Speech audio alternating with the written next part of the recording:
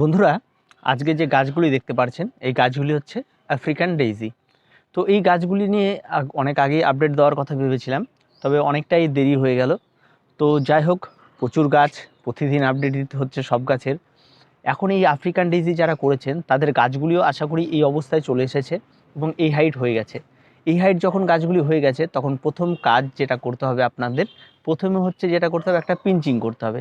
কি পিঞ্চিং করতে হবে? এই যে গাছগুলি দেখতে পাচ্ছেন সাইড দিয়ে অনেক ব্রাঞ্চ বেরোচ্ছে, এই জন্য উপরের মাথাটিকে আপনাদেরকে কেটে দিতে হবে। আমি অলরেডি এগুলো কেটে দিয়েছি, এগুলো প্রত্যেকটারই কাটা হয়ে গেছে। এটার হয়তো বাকি আছে, তো না, এটারও কাটা হয়ে গেছে। তো এটা কেটে দিতে হবে। কেটে দেওয়ার পরে তার সাইড দিয়ে আরও ব্রাঞ্চ বের হবে, এটা আস্তে আস্তে বুশ হতে থাকবে। তারপর আস্তে আস্তে আস্তে আস্তে আমরা এই পিঞ্চিংটা করব। এই পিঞ্চিংটা আমরা সাধারণত জানুয়ারি মাসের 1 তারিখ পর্যন্ত এই পিঞ্চিংটা করতে পারবো। তারপরে কিন্তু আমাদেরকে পিঞ্চিং বন্ধ করে দিতে হবে। তারপরে গাছটিতে কড়ি আসবে এবং পুরো জানুয়ারি মাস ধরে এটার ফুল পাবো, তারপরে ফেব্রুয়ারি মাসে ফুল পাবো এবং সর্বশেষে মার্চ মাসে গিয়েও ফুল পাবো। কারণ এই গাছের ফুল একদম অনির্দিষ্টকাল ফুটতে থাকে। আপনি যদি এটাকে বাঁচিয়ে রাখতে পারেন তাহলে আরও অনেক সময় এর ফুল পাওয়া যায়। খুব সহজ সরল পরিচর্যার একটি গাছ আফ্রিকান ডেইজি। ফুল একদম মন মাতানো ফুল, আপনারা ফুল দেখলেই একদম অবাক হয়ে যাবেন। সেই সময় যখন ফুটবে তখন দেখাবো, এবং গত বছর আমি একটি ভিডিও দিয়েছিলাম এদের, অসম্ভব সুন্দর। এখন বিষয় হচ্ছে, এই প্রত্যেকটা চারাই কিন্তু আমার কোনোটাই কেনা নয়। এই সমস্ত চারাগুলি আমার বাড়িতে বীজ রেখে সে সমস্ত চারা থেকেই, বীজ থেকে এই সমস্ত চারাগুলি করা। কতটা ভালো রেজাল্ট দিবে সেটা আমরা পরে আপডেট দেবো আপনাদেরকে। এখন বিষয় হচ্ছে, যারা করেছেন তাদের গাছগুলি যদি এই অবস্থায় আসে, এই অবস্থায় কিন্তু এখন একটা খাবারের পরিবর্তন করতে হবে। এখন গাছগুলিতে খাবারের কি পরিবর্তন করব? প্রত্যেকটা গাছের জন্য কিন্তু প্রচুর পরিমাণে নাইট্রোজেন ঘটিত সার ব্যবহার করতে হবে। তার কারণ এখন গাছগুলিকে প্রচুর পরিমাণে বাড়িয়ে নিতে হবে, কারণ পরবর্তীতে যদি কড়ি চলে আসে তাহলে কিন্তু গাছগুলি আর বাড়বে না। এই জন্য এই সময় আপনারা যদি ভার্মি কম্পোস্ট যদি ব্যবহার করতে চান, তাহলে প্রত্যেকটা এই 10 ইঞ্চি মাপের টবের জন্য 2 মুঠো ভার্মি কম্পোস্ট নেবেন। তার মধ্যে 1 মুঠো হাড় গুঁড়ো, 1 মুঠো শিংকুচি এবং 1 মুঠো নিমখোল, এটা দিয়ে একটা সুন্দর মিশ্রণ তৈরি করুন। এবং এই মিশ্রণটি প্রত্যেকটা টবের জন্য হাফ করুন, মানে এই মিশ্রণটিকে ভাগ করে 2টো করে টবে এটা ব্যবহার করুন। ঠিক এই অনুপাতে আপনারা প্রত্যেকটা টবে এই খাবারটি ব্যবহার করুন। আর এই খাবারটি দেওয়ার পরে অবশ্যই গাছে একবার জল প্রয়োগ করবেন। সমস্ত গাছে খাবারটি চারদিক দিয়ে দেবেন, দেওয়ার পরে একটা নিড়ানি দেবেন, নিড়ানি দেওয়ার পর গাছে একটা জল ব্যবহার করবেন। এটা যদি করেন তাহলে এই যে খাবারগুলো রয়েছে, এই খাবারগুলি খুব ফাস্ট তাহলে জলের সংস্পর্শে আসার সঙ্গে সঙ্গেই তারা ভাঙতে থাকে বা পচতে থাকে। তার ফলে কী হয়, গাছ খুব তাড়াতাড়ি খাবারটি পেয়ে যায়। তো এই কাজটি করতে হবে। তার সঙ্গে আরেকটি বিষয় রয়েছে, সেটা হচ্ছে এই সমস্ত গাছের পাতাগুলি এই যে নিচের দিকে রয়েছে সেগুলি অনেকটা মাটির সঙ্গে আটকে থাকে। এই সমস্ত পাতাগুলিকে আপনাকে ছিঁড়ে দিতে হবে, এবং এই সমস্ত পাতা আমরা যত তাড়াতাড়ি ছিঁড়ে দেবো তত এই সমস্ত গাছ সুস্থ থাকবে। কারণ নিচের দিকের পাতাগুলি মাটির সঙ্গে যত বেশি টাচ থাকবে তাহলে কিন্তু সেই সমস্ত গাছগুলিতে ফাঙ্গালের আক্রমণ হওয়ার সম্ভাবনাটা অনেকটাই বেড়ে যায়।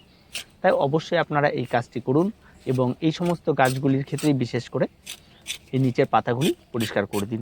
এবং অন্যান্য যে সমস্ত শীতের গাছ আছে তাদের ক্ষেত্রেও আপনারা এটা করতে পারেন, তাতে কিন্তু ফাঙ্গাল আক্রমণটা অনেকটাই কম হয়। তারপরে যে বিষয়টি রয়েছে সেটা হচ্ছে রোগ। এই সমস্ত গাছগুলি অত্যন্ত লক্ষ্মী গাছ, প্রচুর শক্তিশালী গাছ। এই সমস্ত গাছের সাধারণত রোগ তেমন কোনো কিছু হয় না, ফাঙ্গালের আক্রমণ তেমন ঘটে না। তবে গাছে একটা সমস্যা দেখা যায়, পোকার আক্রমণ ঘটে। শুঁয়োপোকা যে হয় সেই সব শুঁয়োপোকার আক্রমণ ঘটে, প্রচুর পরিমাণে এর পাতা খায়। এর পাতা যথেষ্ট মিষ্টি পাতা, যার ফলে কী হয়, এই গাছগুলিকে খুব তাড়াতাড়ি খেয়ে ফেলে। এই খাবার থেকে আটকানোর জন্য অবশ্যই আপনাকে কিন্তু এই পেস্টিসাইড ব্যবহার করতে হবে। আর আপনারা আশা করি বাগানের জন্য প্রত্যেকেই পেস্টিসাইড ব্যবহার করেন, আর ঠিক সেই সময় এই সমস্ত গাছেও কিন্তু একটু পেস্টিসাইড ব্যবহার করবেন। বন্ধুরা, এই গাছে কিন্তু অত্যন্ত লক্ষ্মী গাছ, রোগ তেমন কিছু হয় না। যেগুলি বললাম সেগুলি সাধারণত হয়ে থাকে খুব সহজ। তবে গাছের একটি সমস্যা আছে, সমস্যাটি হচ্ছে গাছটি খুব ধীর গতিতে বাড়তে থাকে। এই জন্য কিন্তু অনেক সময় দেখা যায় যে আমরা গাছে খাবার দিয়েছি তারপরেও গাছ বাড়ছে না, এই সমস্যাটি তৈরি হয়। এবং এই সমস্যাটি যখন তৈরি হয় তখন স্বাভাবিকভাবেই যে কোনো বাগানির মাথায় এটা চলে আসে, আমার গাছটি বাড়ছে না কেন, আমার খাবারগুলি ঠিকঠাক দেওয়া হয়নি, এই সমস্যাগুলি তৈরি হয়। তো এমন কোনো কিছু হতাশ হওয়ার কোনো কিছু নেই, এই গাছটি অটোমেটিকলি বাড়বে। এবং খাবার দেওয়ার সাথে সাথেই গাছ বাড়ে না, সেই খাবারগুলি পচবে, গাছ খাবে, তারপর সেটাও একটা দীর্ঘ সময় লাগে। মানে আমি খাবার দিলাম মানে 3 দিনের মাথায় গাছ বেড়ে যাবে এমনটা বিষয় নয়। ঠিক আছে, মিনিমাম একটা গাছ গ্রোথ আপনি টের পাবেন। আজকে আপনি ছবি তুলে রাখুন, ঠিক আবার আপনি 15 দিন পর আবার গাছের ছবি তুলুন, তাহলে আপনি পরিবর্তনটা বুঝতে পারবেন। সেই ছবিতে গাছ দেখে আপনি পরিবর্তন বুঝতে পারেন, প্রতিদিন আপনি গাছ দেখছেন সেটাতে বুঝতে পারবেন, আপনি ছবি তুলে রাখুন।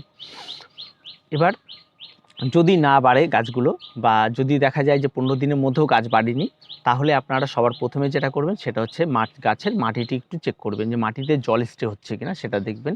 আরেকটি দেখবেন যে গাছটি কোথায় রাখা আছে, যেখানে রাখা আছে সেখানে পর্যাপ্ত সূর্যালোক পাচ্ছে কিনা, এই দুটো দেখবেন। যদি জল জমে থাকে তাহলে জলটা একটু কমিয়ে দিন, আর যদি সূর্যালোক না লাগে তাহলে অবশ্যই সূর্যালোকে রাখুন।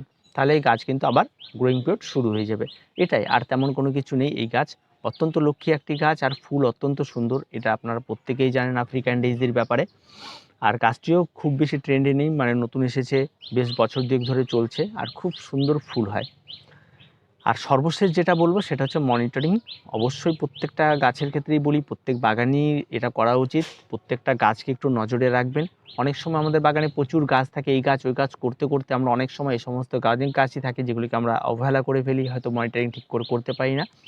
সেই সময় অবশ্য গাছগুলিকে যদি কখনো চোখে পড়ে অবশ্যই তাদের প্রতি একটু নজর দেবেন এবং সেই সমস্ত গাছগুলিকে আবার একটু বাড়িয়ে তুলবেন। এটাই হচ্ছে কাজ, আর তেমন কোনো কিছু নেই এই আফ্রিকান ডেইজির। খুব সহজ সরল পরিচর্যার গাছ, আর যারা নতুন বাগানে রয়েছেন তারা করতে পারেন। আর বর্তমানে আজকে এসে ডিসেম্বর মাস, আর এই ডিসেম্বর মাসেও কিন্তু আপনারা আফ্রিকান ডেইজি লাগাতে পারেন।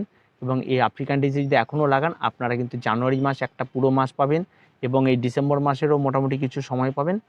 তারপরে কিন্তু আপনারা ফেব্রুয়ারিতে গিয়েও ফুল পেতে পারেন, আবার ফেব্রুয়ারিতে যদি নাও পান মার্চে গিয়েও ফুল পাবেন। তবে এই গাছে ফুল কিন্তু গাছ লাগানোর 60 ডেজের মাথায় কুড়ি চলে আসে। তো অবশ্যই আপনারা এই সঠিক সঠিক পরিচর্যাগুলি করতে থাকুন। আর যদি কেউ মনে করেন তরল সার ব্যবহার করবেন, অবশ্যই এই সমস্ত গাছে আপনারা খোল জল ব্যবহার করতে পারেন, সবজি পচা জল ব্যবহার করতে পারেন, তাতে কোনো রকম কোনো অসুবিধা নেই। নর্মালি এই গাছে ব্যবহার করতে পারেন, তবে অবশ্যই সেটা একটা লিমিটেড ব্যবহার করবেন আর পাতলা করে ব্যবহার করবেন। আর অবশ্যই আপনারা যেদিন ব্যবহার করেন তার পরের দিন গাছে একটু নিড়ানি দিয়ে দেবেন। আর তেমন কোনো কিছু নেই, খুব সহজ সরল লক্ষ্মী একটি গাছ। তো ভিডিওটি এ পর্যন্তই। ভিডিওটি ভালো লাগলে অবশ্যই লাইক, শেয়ার এবং কমেন্ট করুন, আর আমাদের চ্যানেলটিকে অবশ্যই সাবস্ক্রাইব করুন।